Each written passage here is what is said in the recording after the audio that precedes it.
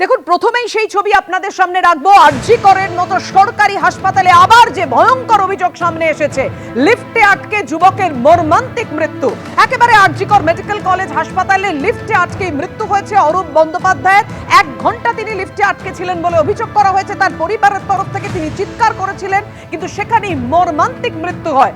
দমদমের বাসিন্দা অরূপ বন্দ্যোপাধ্যায় চিৎকার করে বারবার সাহায্য চেয়েছিলেন, কিন্তু সাহায্য মেলেনি। কোথায় ওই লিফটটা আটকে গিয়েছিল, কিভাবে আটকে গিয়েছিল, ত্রুটি না গাফিলতি, বিস্তারিত তথ্য আমাদের সামনে তুলে ধরবেন। আমাদের সঙ্গে রয়েছেন আমাদের প্রতিনিধি সন্দীপ সরকার। সন্দীপ,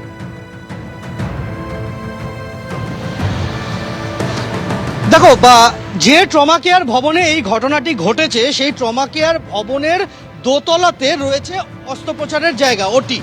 সেই ওটিতে নিজের বাচ্চাকে নিয়ে আসছিলেন ইনি, এই ব্যক্তি, তার স্ত্রী ছিলেন, আর ওই বাচ্চাটি যার অপারেশন হওয়ার কথা ছিল সে ছিল।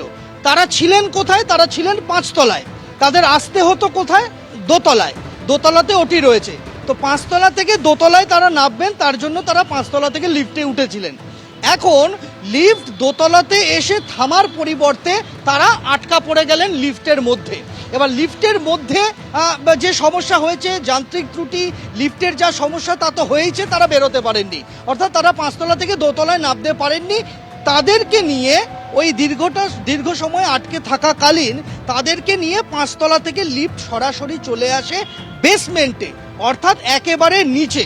সেই বেসমেন্টে এসে লিফটের দরজা খুলে গিয়েছিল। এখন বেসমেন্টে এসে লিফটের দরজা খুলে যাওয়ার ফলে তারা আশা করেছিলেন যে এবার তারা বেরোতে পারবেন, কেননা লিফটের দরজা খুলে গিয়েছে।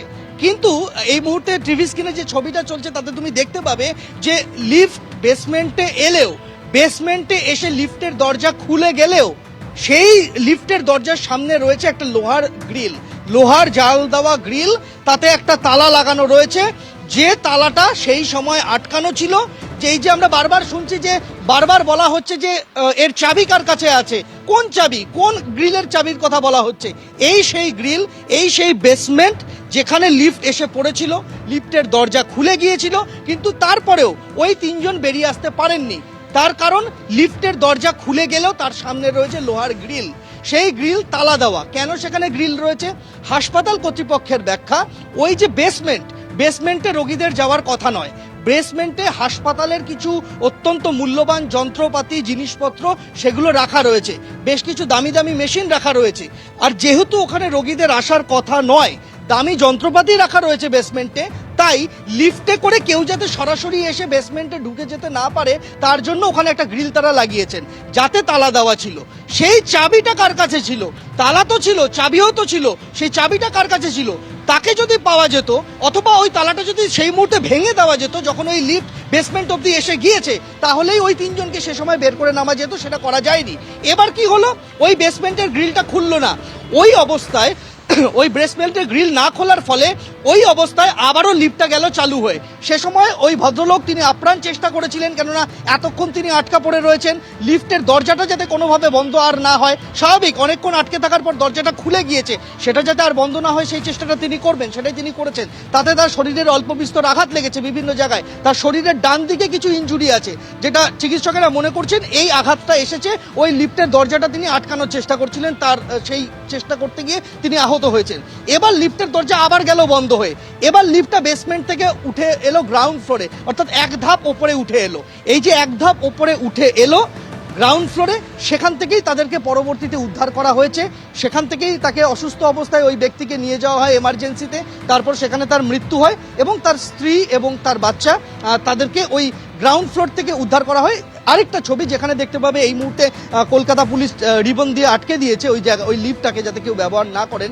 2 নম্বর লিফট লেখা রয়েছে, ওই জায়গা দিয়ে তাদেরকে পরবর্তীতে উদ্ধার করা হয়। আর ওই কলাপসিবল ওই গ্রিল লাগানো যে গেট, সেই গেটটা বন্ধ ছিল, তালা বন্ধ, তাই তারা বেরোতে পারেননি। এই হচ্ছে মোটের ওপর ঘটনা, যেটা হাসপাতাল সূত্রে আমরা জানতে পারছি। ধন্যবাদ তোমায় সন্দীপ। অর্থাৎ যে অভিযোগ সামনে আসছে, বেসমেন্টে দীর্ঘক্ষণ আটকে ছিল লিফট, বন্ধ লিফটের ভেতর হৃদরোগে আক্রান্ত হয়ে মৃত্যু হয়েছে ওই ব্যক্তি। ট্রমা বিল্ডিং এর লিফটের চালক না থাকাতেই দুর্ঘটনা ঘটেছে, এমনটাই অভিযোগ করা হচ্ছে পরিবারের তরফে। দুর্ঘটনার পর হাসপাতাল চত্বরে বিক্ষোভ দেখান রোগীর পরিজনরা। খবর পেয়েই ঘটনাস্থলে যায় টালা থানার পুলিশ, ডিসি নর্থ। ঘটনা খতিয়ে দেখতে আরজি কর হাসপাতালে স্বাস্থ্য বিভাগের আধিকারিকরাও আসেন। Yes, to definitely. them आपका complaint and a register complain. They should be behind the bar and I'll tell you. होगा। Yes, आप अपने complaint आपका register कराएंगे। I have requested. They could have saved my son. They have not done it. यहाँ पे जो MSPP साहब room में वेट कर लीजिए, मैं आकर के आपसे बात I'm making a complaint Yes, to definitely. them आपका complaint and a register complain.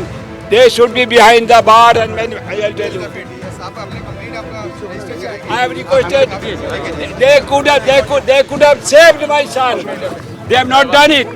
यहाँ पे जो MSPP साहब रूम में वेट कर लीजिए, मैं आकर के आपसे बात I'm making a complaint Yes, to definitely. them आपका complaint and a register complain. They should be behind the bar and I'll tell you. Yes, आप अपने complaint आपका register कराएंगे। I have requested. অবশ্যই গাফিলতি। ওই যেই সিকিউরিটি দুটো ছিল আমার দাদা বারবার বলেছে ফায়ার ব্রিগেডকে ফোন করো, প্লিজ ফায়ার ব্রিগেডকে ফোন করো। না না, ও খুলে দেবে চাবি পিডব্লিউডির কাছে। What is this? পিডব্লিউডির কাছে চাবি, এখানে কি করতে তোমরা তাহলে বসে আছো? ওকে তো অ্যাটেম্প টু মার্ডার বলবো, ওকে ইনডাইরেক্ট খুন করা হয়েছে, ওকে। লিফটম্যান নো হোয়ার, লিফটম্যান ওখানে ছিল না, সিকিউরিটি গার্ড ছিল, ওই যে কানে যন্ত্র দিয়ে গান শুনছে বাবুরা।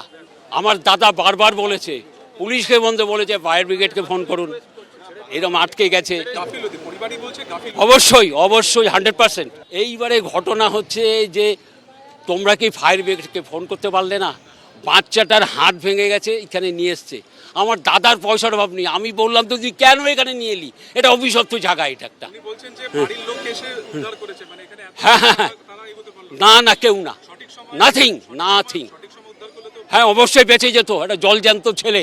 বুক ফেটে যাবে না বলুন তো? বুক ফেটে যাবে না? কলেজটা আরজিকর, তাহলে কোনটা পিডাব্লিউডির ব্যাপার, কোনটা কার ব্যাপার, সেই নিয়ে বিস্তারিত আলোচনা হতে পারে।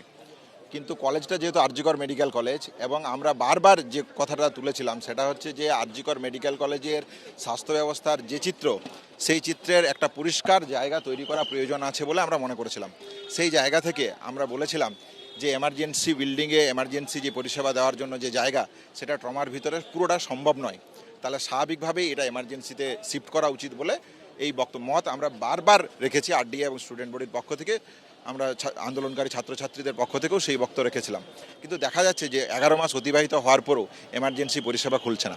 ওয়েস্ট বেঙ্গল জুনিয়র ডক্টরস ফ্রন্টের শুরু করে সমস্ত জুনিয়র ডাক্তারদের, ছাত্রছাত্রীদের আমরা বলবো, আহ্বান জানাবো, এর প্রতিবাদ জানানো উচিত। আরডিএ স্টুডেন্ট বডির পক্ষ থেকে দুপুর 2:30টার সময় আমরা এমএসবিপির সাথে দেখা করছি এই ঘটনার পূর্ণাঙ্গ তদন্ত এবং পরিবারের পাশে যা যা কর্তৃপক্ষ থেকে করা প্রয়োজন তার জন্য। এবং পাশাপাশি আরজিকর মেডিকেল কলেজের সহ বিভিন্ন মেডিকেল কলেজের চিকিৎসার যে গাফিলতির চিত্র বারবার উঠে এসছে, সেই জায়গাকে কেন্দ্র করে সিনিয়র চিকিৎসক, জুনিয়র চিকিৎসক, ছাত্রছাত্রী, রুগী, পরিবারজনকে সমস্তকে সাথে নিয়ে যা যা আশু প্রয়োজন সেই সমাধানের লক্ষ্যে আমরা বৃহত্তর আন্দোলনের দিকে যাচ্ছি। এবিপি আনন্দ এগিয়ে থাকে, এগিয়ে রাখে।